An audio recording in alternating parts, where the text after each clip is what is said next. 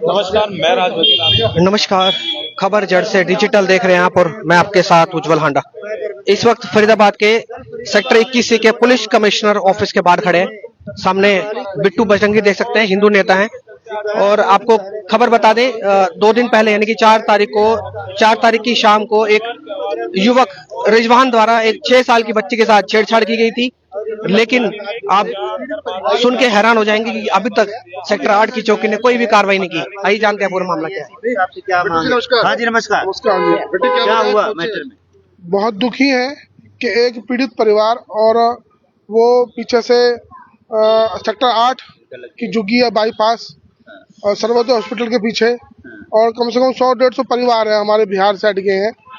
उनके साथ एक बच्ची थी 6 साल की 5 साल की लगभग, वो शौच करने गई और उसके साथ एक रिजवान नाम का व्यक्ति ने छेड़छाड़ की नीयत से, गलत काम की नीयत से उसके कपड़े उतारे, और जैसे उसने कपड़े उतारे नग्न अवस्था में वो लड़की को किया तो उसकी जो सहेली थी उस बच्ची की, उसने हल्ला मचाया।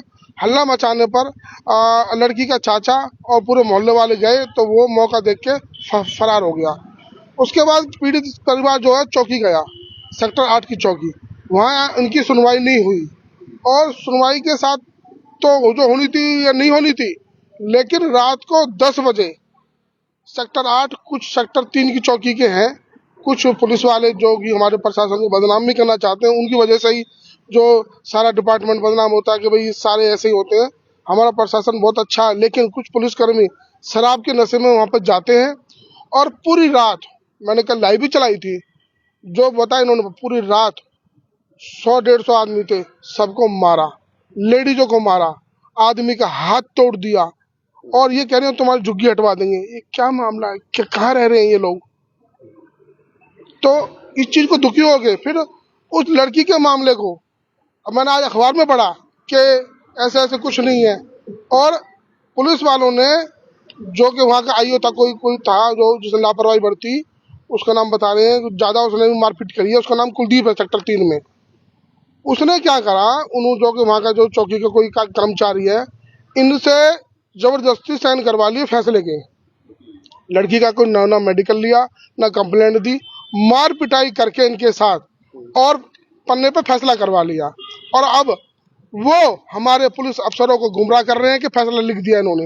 ये तो डर के मारे कल बोल नहीं रहे थे, यहाँ पे आने की हिम्मत नहीं, अफसरों से मिलने की हिम्मत नहीं। वो तो हम जैसे समाज के लिए, धर्म के लिए, बेटियों के लिए आगे आ रहे हैं तो बात उठ जाती है, अफसर को पता पड़ती है। नहीं तो भैया ये तो ये सोच रहे हैं कि जो करें अपने आप ही करते रहें। तो ये अंदर नगरी चौपट, हाँ, इस शिकायत दे दी है। और हाँ, सीपी साहब ने क्या आश्वासन दिया? सीपी साहब ने अभी ये कहा है कि जो वहाँ का SHO है उनसे सारा मामला संज्ञान करके, हाँ, और जो भी कंप्लेंट कार्रवाई होगी, उचित कार्रवाई होगी, वो करी जाएगी और आपकी सुनी जाएगी। तो मैंने ये लड़की की माँ है, इनकी मुलाकात भी सीपी साहब से हो गई है और आश्वासन मिला है, हम संतुष्ट हैं।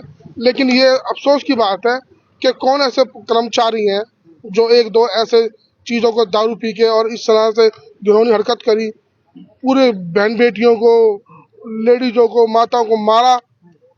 4 तारीख से अब तक मामला दर्ज नहीं है। भाई समझ से तो हमारे बाहर है, इसलिए हम अपने सीपी साहब से मान्यता उम्मीद लेके आए हैं और हमें यहीं से न्याय मिलेगा। हमें नाबालिग बच्चियों को बुरी नीयत से टच करना भी पॉक्सो में आता है। लड़की के चाचा के साथ भी मारपीट। हाँ जी भैया, चाचा का हाथ तोड़ दिया है। आ जाओ भैया, आगे। हाँ, क्या हुआ था रात में, बताओ।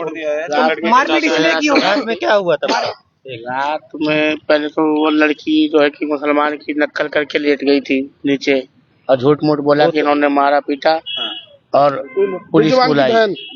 पुलिस बुला करके तो पुलिस आया, मुझे घर से उठा करके मारपीट करी, गले उले में खरोच आगे पूरी उतार दिया। और उसके बाद कितने बजे आए थे पुलिस वाले पीटने? वो आए थे 10 से 11 के बीच में आए थे। कितने लोग आए थे? पहले एक जिप्सी आई थी, फिर 2 और आई, उनमें करीब 6, 7, 8 बंदे थे। वो सब एकदम घर घर में घुस रहे थे। सब आदमी जितने भी थे सब घर से बाहर भाग गए और औरतों को भी मारा उन्होंने और आदमी। गुम चोट आई है, खुली चोट है? गुम चोट है। तो अब ये जो रिजवान नाम का व्यक्ति है, ये भी वहीं रहता है? हाँ, वहीं है। अच्छा, आसपास ही रहता है। कल तो पकड़ लिया, छोड़ दिया, मेडिकल वगैरह करवा।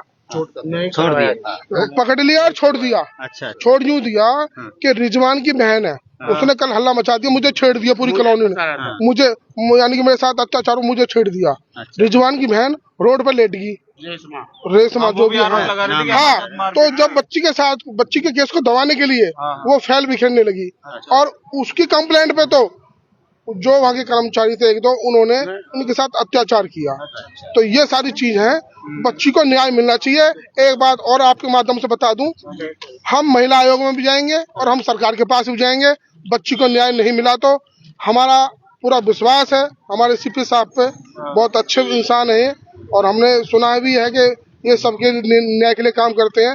तो उचित कार्रवाई हो, और जो दोषी इसमें कर्मचारी भी हैं, जो एक दो जिसने हमारे प्रशासन को भी इस तरह से हरकत की है, उन पे भी आंच उठती है। तो वो सारी चीज सब पे कार्रवाई हो, कोई छूटे ना इसमें, जो भी दोषी हो। ये इनकी माँ चलिए, तो ये पूरा मामला था। आप ये देख सकते हैं कि 2 दिन पुराना मामला है, जब एक लड़का रिजवान एक 6 साल की लड़की के साथ गलत हरकत करने की कोशिश करता है। और ये हमने कंप्लेंट भी पढ़ी है, जो कंप्लेंट अभी बिट्टू बजरंगी के हाथ में है। इस कंप्लेंट में साफ साफ लिखा हुआ है कि रिजवान ने उस 6 साल की बच्ची के साथ हरकत करने की कोशिश की। आप समझिए कि पूरे कपड़े उतरवा दिए, पूरे कपड़े उतरवा दिए। कंप्लेंट देखिए, इसमें पूरे कपड़े उतरवाने का जिक्र है, पूरे कपड़े उतरवा दिए। और वो तो भगवान का शुक्र है कि उस समय एक लड़की वहां से गुजर रही थी, उसने देख लिया, उसने शोर मचाया, जिससे वो लड़का वहां से फरार हो गया।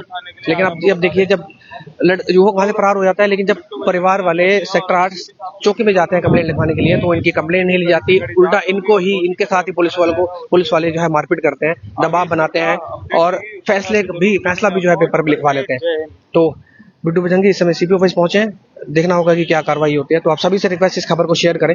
किसी और खबर के साथ दोबारा जुड़ेंगे आपके साथ। खबर जड़ से डिजिटल देख रहे हैं आप, और मैं आपके साथ उज्जवल हांडा। बहुत बहुत धन्यवाद।